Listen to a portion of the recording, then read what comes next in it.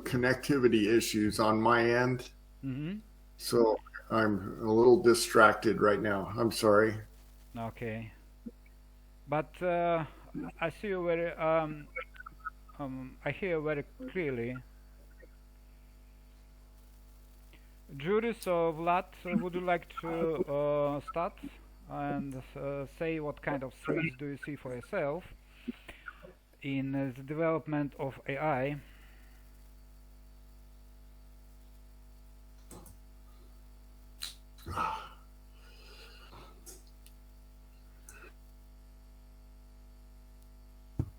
Hi. Hello. I was not expecting to be speaker Yeah. about the topic, but of course the number one threat is that AI is taking away some positions in companies. Mm-hmm. Of course, not everything can be uh, automated and trusted to AI, but as I am working in compliance field, for example, I Mm-hmm. see a lot of benefits coming, a lot of trust we need in IT, so Mm-hmm. that AI is developed correct way. But I see that AI is a big helper as well, big friend, which sometimes costs a lot. Um, yes, I can speak about the things I do with AI. Then number one threat, as I see, it's taking away some lower level jobs, Right. and banks will focus more on these solutions Mm-hmm. rather than focus on their employees. Mm-hmm.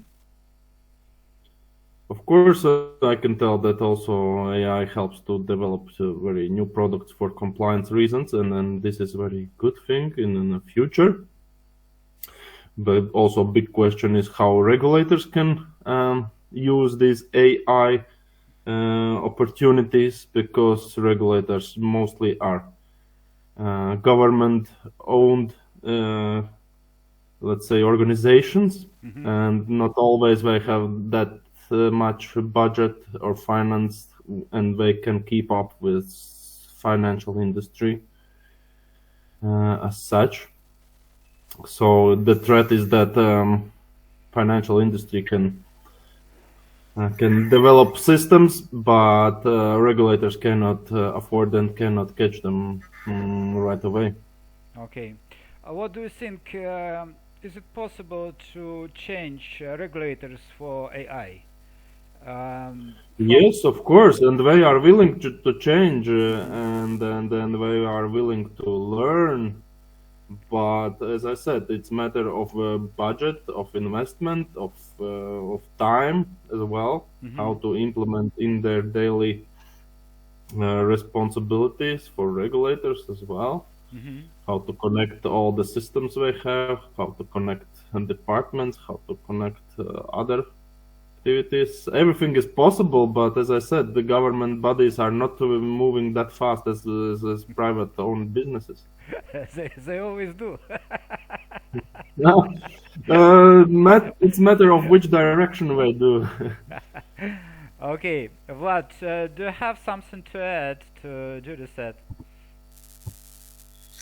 I've been reading books about AI for a decade already. So for me, this new hype around the AI is not a surprise. It's just a matter of practicality. How we are going to use it, Mm-hmm. which industries and sectors are going to be more receptive of AI. So take it. There are so many analogies in the human history when the new technology is kind of disruptive and scary. Uh, and then humanity survives through adoption Mm-hmm. and changes along the way. Like take, I don't know, computers. So everyone 100 years ago, nobody, even 50 years ago, nobody predicted that computers will be everywhere, that every individual in the developed world will operate at least two, one is smartphone, the other is laptop, and so on and so on. So now I don't share this kind of tragic or apocalyptic view on AI. We all, the first Terminator was released in 1984. So this scares, we've got this scare in our childhood with Arnold Schwarzenegger perfectly impersonating them. But I think it's a little bit deeper than that.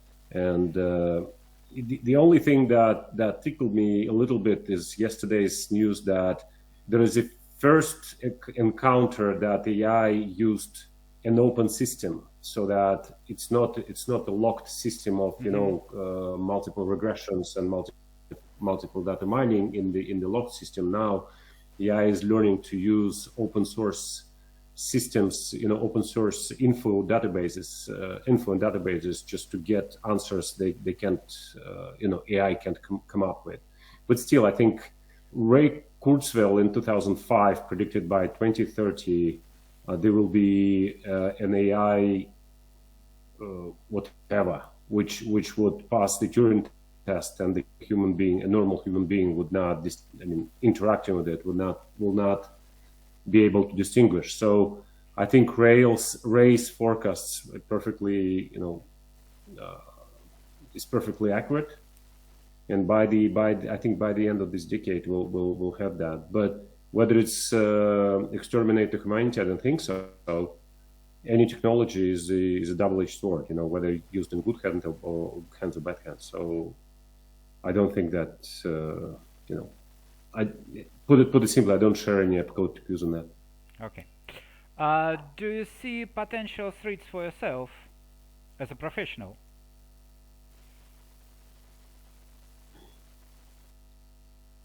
As long as AI cannot come up with any fresh ideas and only can come up with the more efficient solutions of the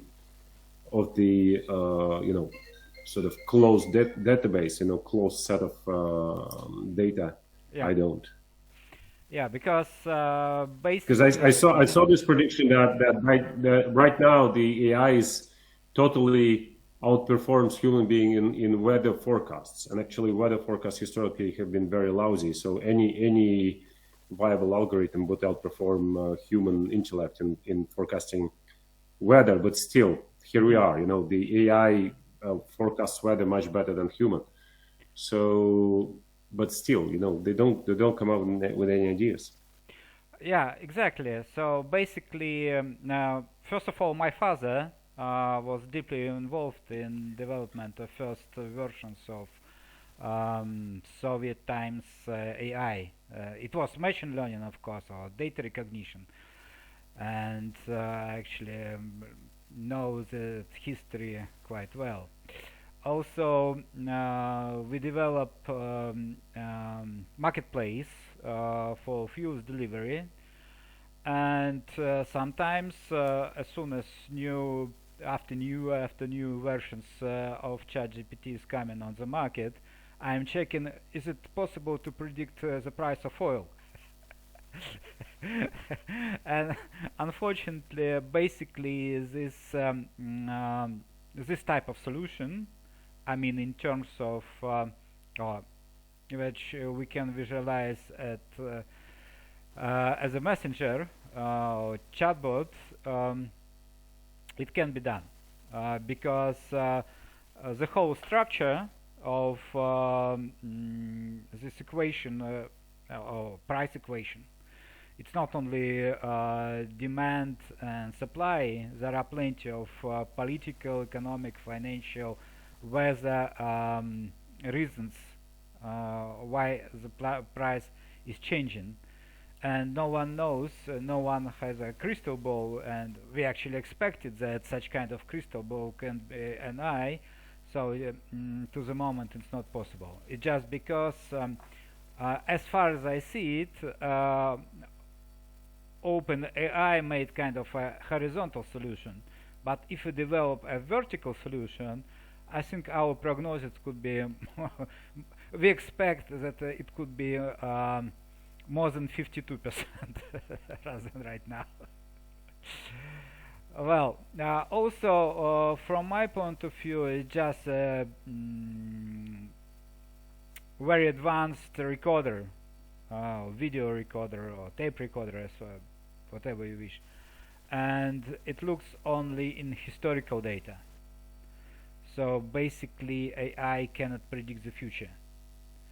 And finally, it has no consciousness.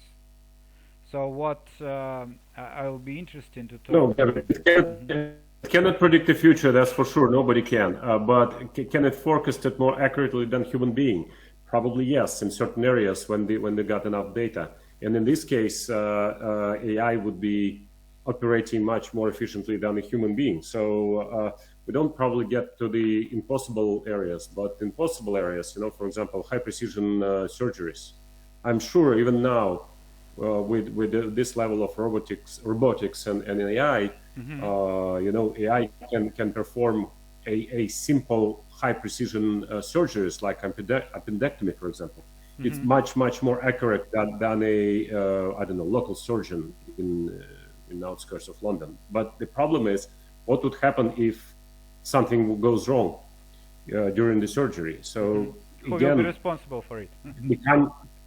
I'm not even who's responsible, but AI still needs a person, a human being, with a kind of open source, an open code, so to say, problem solution protocol, just to tip AI if something goes wrong.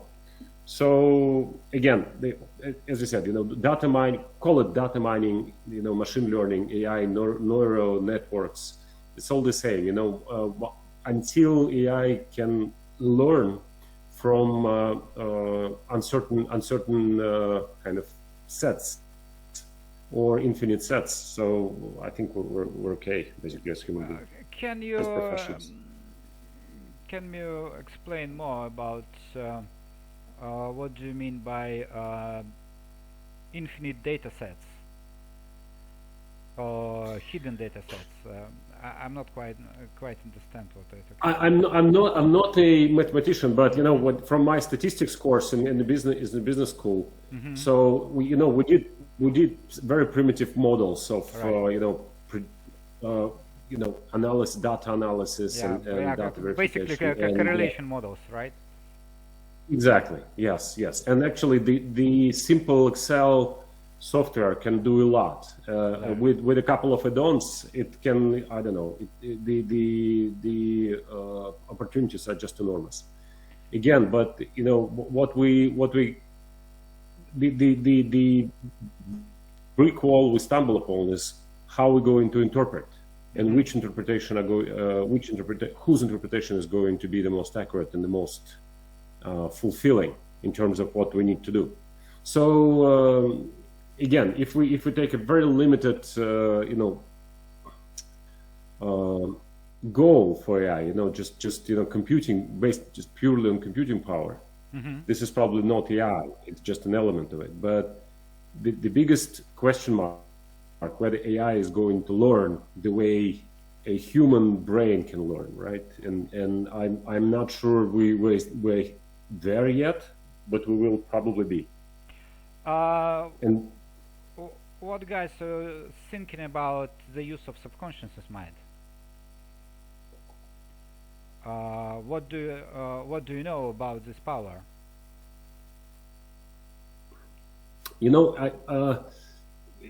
Again, I'm not a neuroscience, and I'm not a shrink or whatever, but as far as I remember, there are scientists discovered this so-called spindle cells, and spindle cells can only be it's a brain cells that whose particular origin and particular goal is not sufficiently known.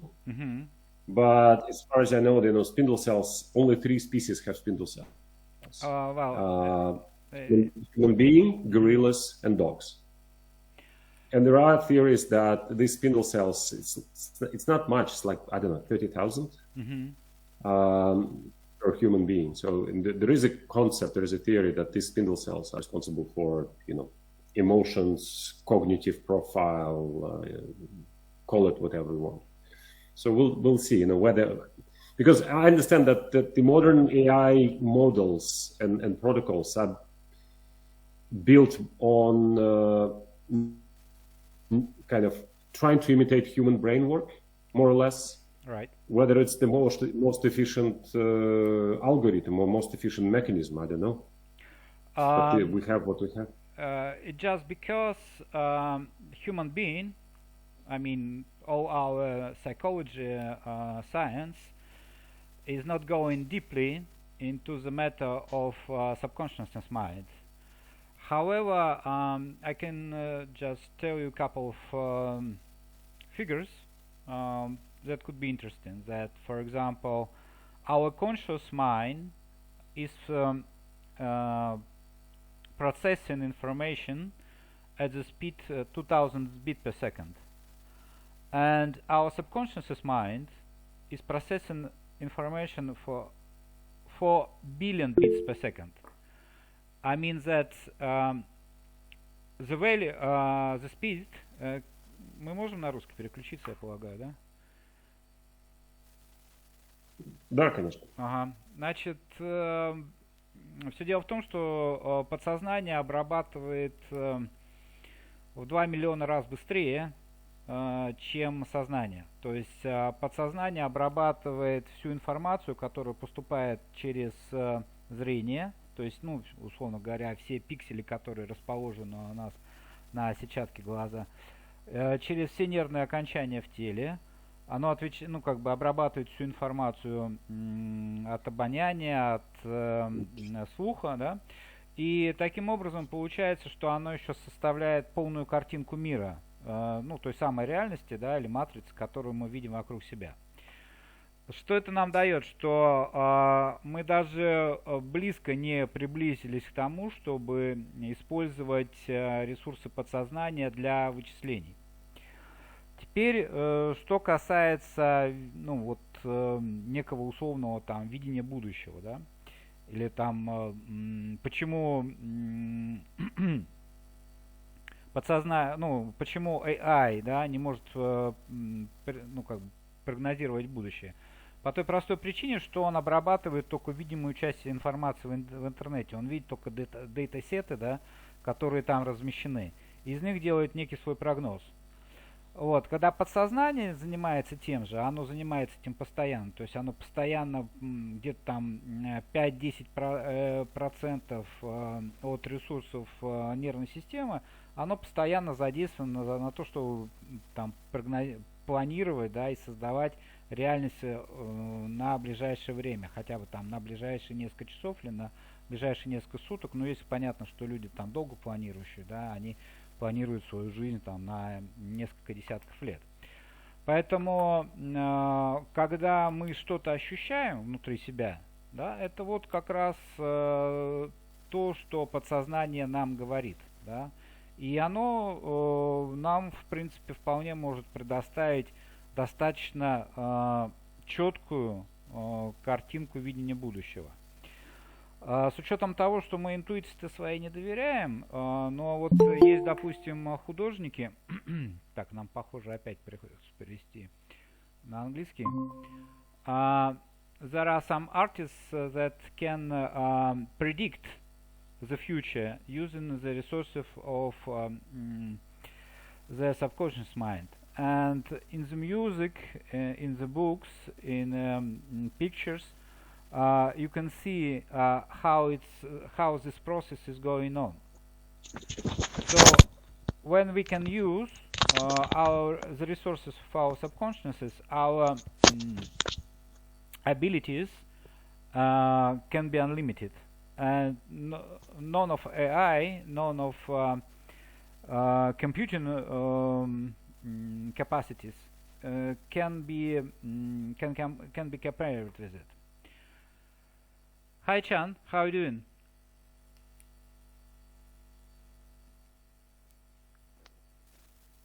Chan, hello. Okay, what do you think about this? You know, all the AI kind of research I'm reading about and hearing about is, I think, is aimed at replicating the way human brain thinks. I'm not sure it's the most efficient, but this is what we've got. It's extremely difficult. Probably, I think we're very, very far ahead compared to where we were like 10 years ago. And still, there is a theory of accelerating returns. So the next kind of lamppost is going to be much quicker and quicker and quicker and quicker. So, but still, I think we're quite far. But again, we're not in a position to just leisurely observe that. But I mean, it's just an element of our day-to-day life. AI is now an element of our day-to-day life. The hype with ChatGPT is only due to the fact that it can communicate with a random human being in an accessible format, which is speech or written speech. While I think AlphaGo, I think, is much more, the breakthrough AlphaGo did, I think, is much more remarkable than ChatGPT. But ChatGPT is on everyone's agenda because it's has an illusion of a better generation of sense by putting together words in phrases, and some concepts. But as far as I remember, Napster made which is a South African, big media conglomerate. They made this experiment of computer-generated paper in South Africa, probably about 15 years ago. And nobody could actually distinguish, because I don't know whether the user too stupid or this algorithm was great. Probably it's a bit of both. But I think we need to be not vigilant, but need to observe what's going on. Need to be involved in the processes and just embrace AI rather than reject it. Or regulation will come along with that. As any government with any new thing, whether it's blockchain or computers or I don't know, nuclear energy, they will come with some regulating initiatives, and we should be open-minded about it. Do you think is it possible to regulate it? Yes. Because from my point of view, as soon as such a power have appeared from the box, it's very hard to regulate it. Not too many people.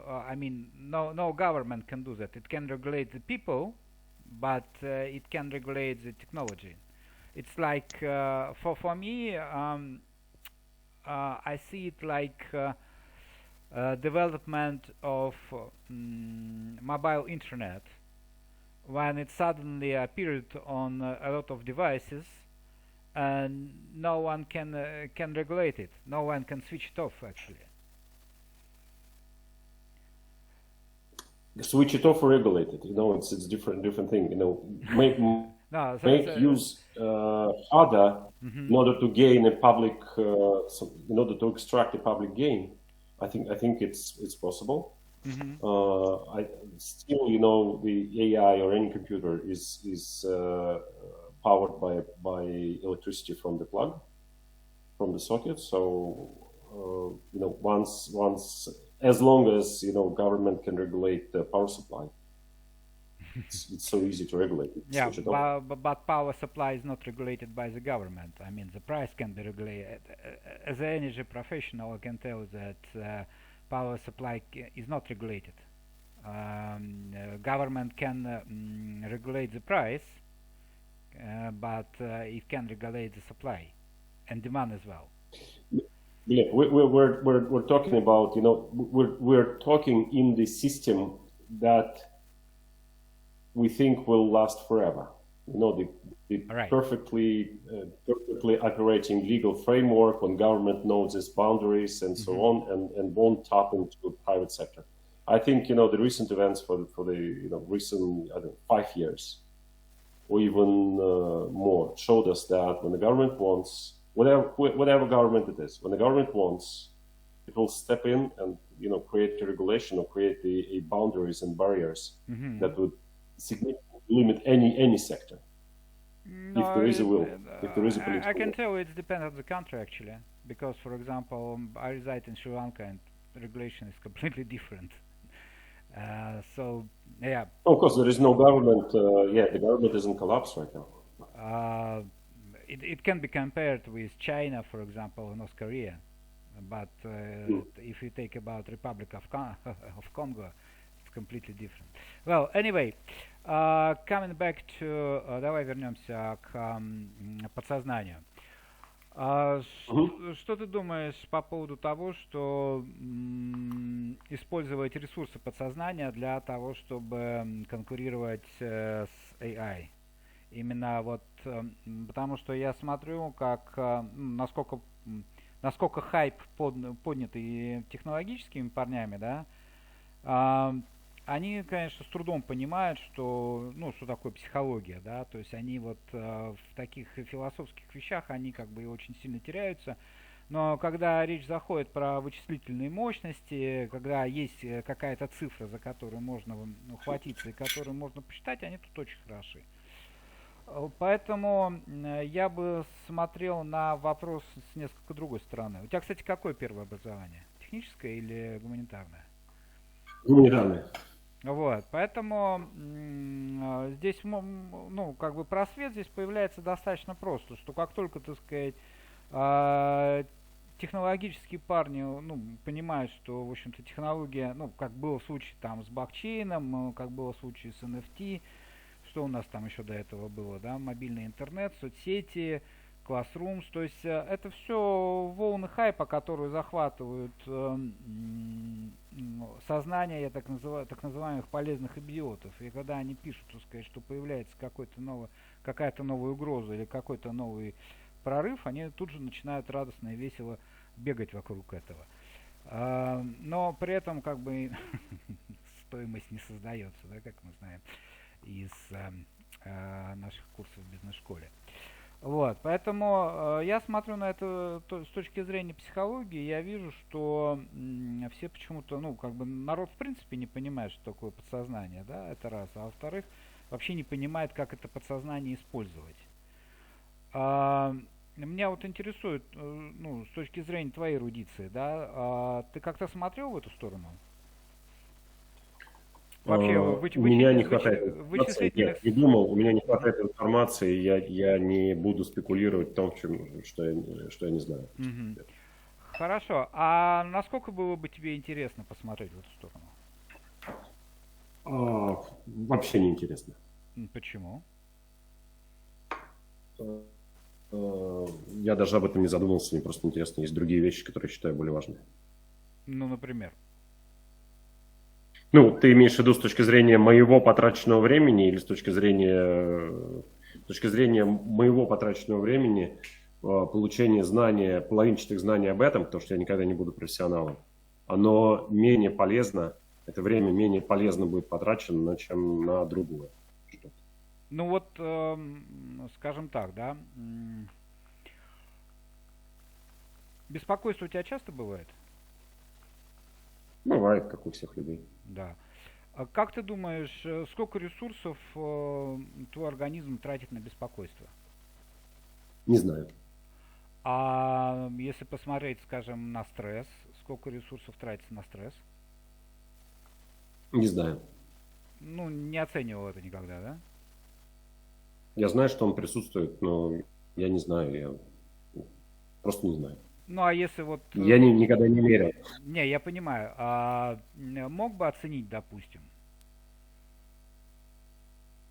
В чем? Дай мне величину измерения. Можешь во времени, допустим, время, которое ты находишься под стрессом, да? Я даже не беру, collateral damage, да, то есть когда под стрессом приходится принимать решения, заведомо ошибочные, потому что там в стрессе есть только две концепции поведения, да, то есть либо вставай и беги, либо вставай и сражайся.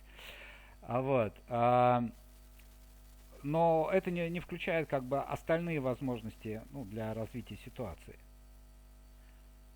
То есть мы заранее или точнее те люди, которые создают нам стресс, они заранее ограничивают нас и принуждают действовать либо так, либо эдак. Вот, по той модели, ну, как бы, в соответствии с тем психологическим байсом, который у нас заложен подсознательно. А вот если просто взять ситуацию в стрессе, да, и потери энергии, то есть, условно говоря, ну, стресс начался там в 8:30, да, закончился там в 10:50. 2 часа 20 минут было проведено в состоянии стресса. За это время, ну, практически, ну, продуктивность там упала на 70-80%.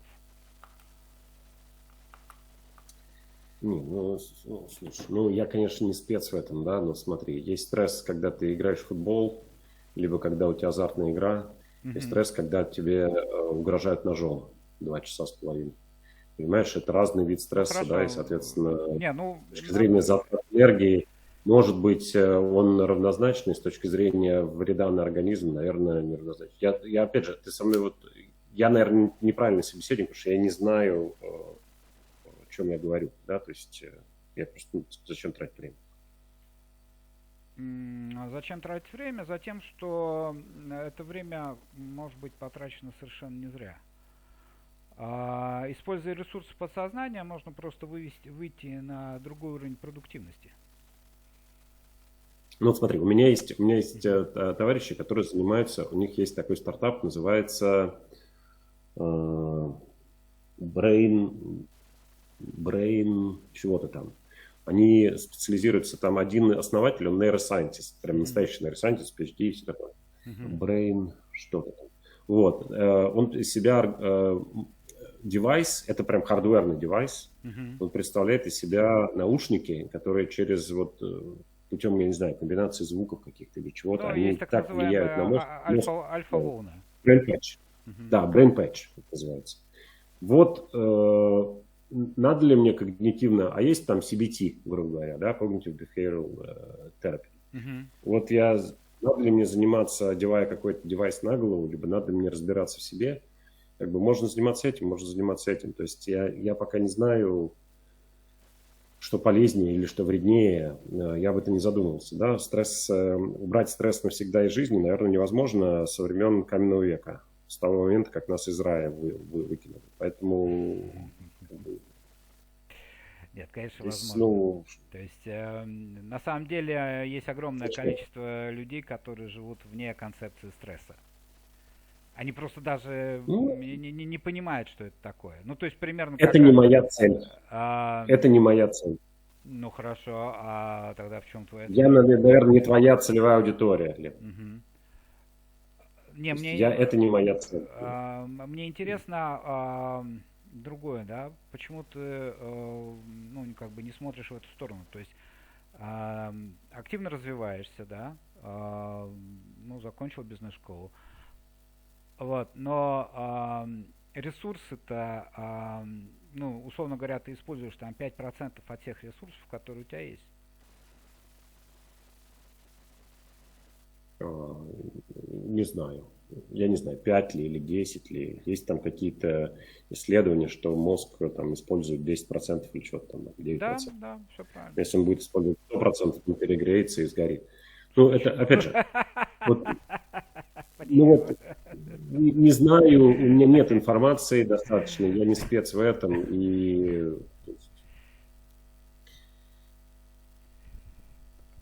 Понятно. Интересно было бы тебе попробовать? Нет. То есть ты, в принципе, хочешь продолжать жить так, как раньше? Тебя все устраивает? С точки зрения, ну, это такое, это общий очень, как бы, такой заход. Не, ну почему? То есть есть люди, которые я могу попробовать что-нибудь другое. Счастливы не жить как раньше.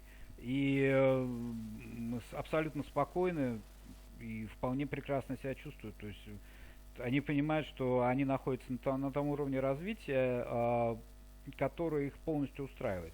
Если же, понимаешь, если же что-то внутри, какое-то есть ощущение дисгармонии, то я бы посмотрел в эту сторону побольше.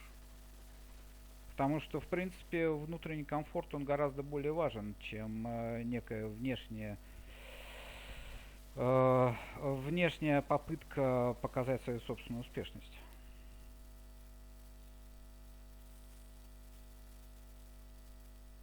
Согласен на 100%. Вот. Хорошо. Я так понимаю, что как бы тут еще тема достаточно скользкая, да? Вот. Если у тебя есть какие-то вопросы, давай их обсудим и попробуйте на них ответить. Не, спасибо, я очень познавательно, спасибо. Мгм. Ну что ж, очень рад был с тобой поговорить. Вот. Взаимно. Да. Поэтому, если почувствую, что все-таки внутри там, ну, как показывает моя практика, да, случайности не бывают случайно. И никто время просто так не тратит на беседу там, на вечернюю беседу со странным лысым человеком. Вот. Так что давай знать. Спасибо. Все, давай, хорошего дня тебе. Счастливо, на связи. Пока. Всего доброго, взаимно.